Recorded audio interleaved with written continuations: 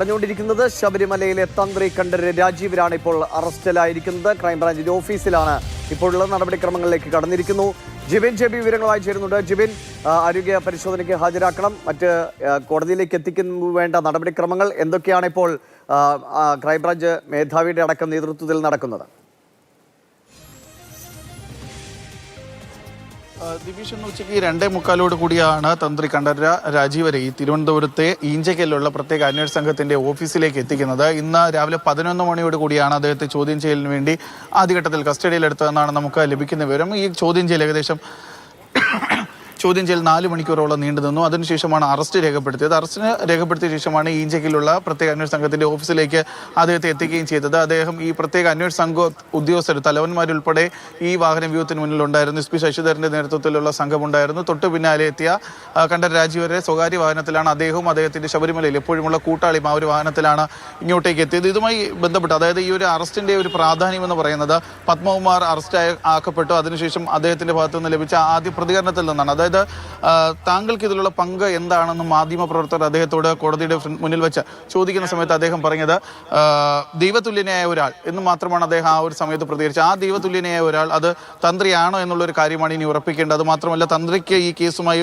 ഉള്ള ബന്ധം എന്താണ് എന്ന് അറിയണമെന്നുണ്ടെങ്കിൽ ഈ കേസിൽ ഇന്ന് കോടതിയിൽ ഹാജരാക്കും. അതിനുശേഷം റിമാൻഡിൽ പോവുകയാണെന്നുണ്ടെങ്കിൽ റിമാൻഡ് റിപ്പോർട്ട് പുറത്തു വന്ന ശേഷം മാത്രമേ തന്ത്രിക്ക് ഇതിലുള്ള പങ്ക് എന്താണെന്നുള്ള ഒരു കാര്യത്തിൽ ഔദ്യോഗികമായ ഒരു സ്ഥിരീകരണം നമുക്ക് ലഭിക്കുകയുള്ളൂ. എന്തായാലും ഈ ശബരിമലയിൽ 2019 കാലഘട്ടത്തിൽ, അതായത് പത്മകുമാർ പ്രസിഡന്റ് ആയിരുന്ന കാലഘട്ടത്തിൽ അവിടെ നിന്ന് സ്വർണ്ണക്കൊള്ള നടന്നു. ശബരിമലയിൽ നിന്നുള്ള സ്വർണം പുറത്തു പോയി എന്നുള്ള ഒരു കാര്യം ഉറപ്പുണ്ട്.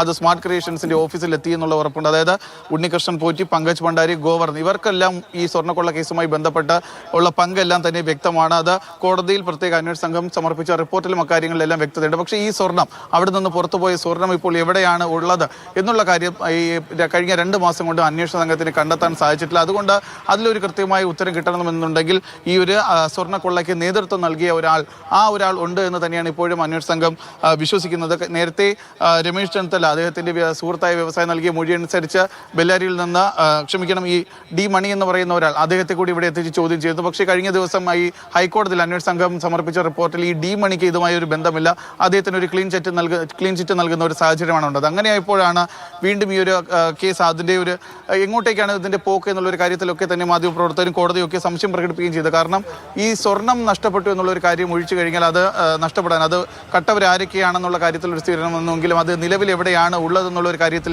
ഇപ്പോഴും ഒരു വ്യക്തതയില്ലായിരുന്നു. ആ ഒരു കാര്യത്തിന്റെ തുടർന്നുള്ള അന്വേഷണം നടക്കുന്നതിനിടയിലാണ് ഏറ്റവും പ്രധാനപ്പെട്ട ഒരു അറസ്റ്റ് തന്നെ ഇന്ന് ഉണ്ടായിരിക്കുന്നത്. വിശദമായ ഒരു ചോദ്യം ചെയ്യലും നടന്നു എന്ന് തന്നെയാണ് നമുക്ക് ലഭിക്കുന്ന വിവരം. അതായത് 11 മണിയോട് കൂടിയാണ് തന്ത്രി അന്വേഷണ സംഘം കസ്റ്റഡിയിലെടുക്കുന്നത്. പിന്നീട് മണിക്കൂറുകൾ ജനറൽ ആശുപത്രിക്ക് സമീപത്ത് നിന്ന് TS ഹരികൃഷ്ണൻ കൂടി ചേരുന്നുണ്ട്. ഹരി, ആരോഗ്യ പരിശോധനയ്ക്കായി അങ്ങോട്ടേക്ക് കൊണ്ടുവരും. വലിയ സ്വാഭാവികമായിട്ടും വല്ലാത്തൊരു ഞെട്ടൽ കൂടിയാണ് ഈ ഒരു വാർത്തയെ ആളുകൾ സമീപിക്കുന്നത്. കാരണം ശബരിമലയുടെ ഏറ്റവും സംരക്ഷകൻ എന്ന് എല്ലാവരും കരുതിയിരുന്ന ആൾ തന്നെ ഈ ഒരു കൊള്ളയ്ക്ക് കൂട്ടുനിന്നോ എന്നതാണ് ഇപ്പോൾ ആളുകളിൽ വരുന്ന സംശയം.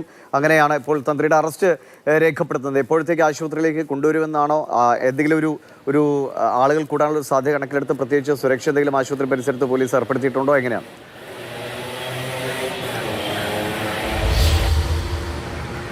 ദിവിഷ് പറഞ്ഞ പോലെ പല വിഗ്രഹങ്ങളും വീണുടയുകയാണ്. ഉന്നതരിൽ പലരും ഇങ്ങനെ ഒന്നൊന്നായി അറസ്റ്റിലായിക്കൊണ്ടിരിക്കുകയാണ്. തന്ത്രിയുടെ അറസ്റ്റ് എന്ന് കേട്ടപ്പോൾ തന്നെ പലരും ഞെട്ടി എന്ന് വേണമെങ്കിൽ പറയാം. മാത്രമല്ല, തന്ത്രിയെപ്പോലെ ഒരാളെ അന്വേഷണ സംഘം അറസ്റ്റ് ചെയ്യണമെങ്കിൽ അതിന് കൃത്യമായ തെളിവുകൾ ശേഖരിച്ചിട്ടുണ്ടാവണം എന്നുള്ള കാര്യത്തിൽ ഒരു സംശയവും വേണ്ട. ഈ സ്വർണ്ണക്കൊള്ളയുമായി ബന്ധപ്പെട്ട് ഉണ്ണികൃഷ്ണൻ പോറ്റിയെ ആരാണ് ശബരിമലയിൽ കയറ്റിയത് എന്നുള്ള ചോദ്യം ഉണ്ടായിരുന്നു. അപ്പോൾ അതിൽ ഒരു പ്രധാന പങ്ക് തന്ത്രിക്കുണ്ട് എന്നുള്ള കാര്യത്തിൽ ഒരു സംശയമില്ല. അതുകൊണ്ട് അദ്ദേഹത്തെ അറസ്റ്റ് ചെയ്തിരിക്കുന്നത്. അറസ്റ്റ് നടപടികൾ പൂർത്തിയായതിനു ശേഷം ഈഞ്ചയ്ക്കലിലെ ഓഫീസിൽ നിന്നും തിരുവനന്തപുരത്തെ ജനറൽ ആശുപത്രിയിലായിരിക്കും അദ്ദേഹത്തെ വൈദ്യപരിശോധനയ്ക്കായി കൊണ്ടുവരിക.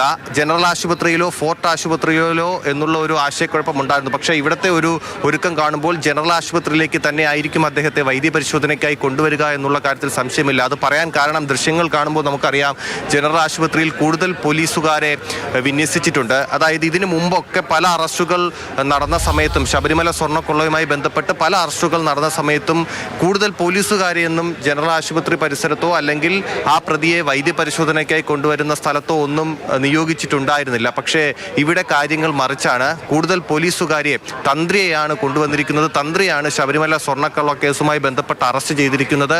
അദ്ദേഹത്തെ വൈദ്യപരിശോധനയ്ക്കായി തിരുവനന്തപുരത്തെ ജനറൽ ആശുപത്രി കൊണ്ടുവരുമ്പോൾ അവിടെ കൂടുതൽ പോലീസുകാരെ വിന്യസിച്ചിട്ടുണ്ട്. അദ്ദേഹത്തിന്റെ സുരക്ഷ ഉറപ്പാക്കുന്നതിന് വേണ്ടിയിട്ടും മറ്റുമാണ്.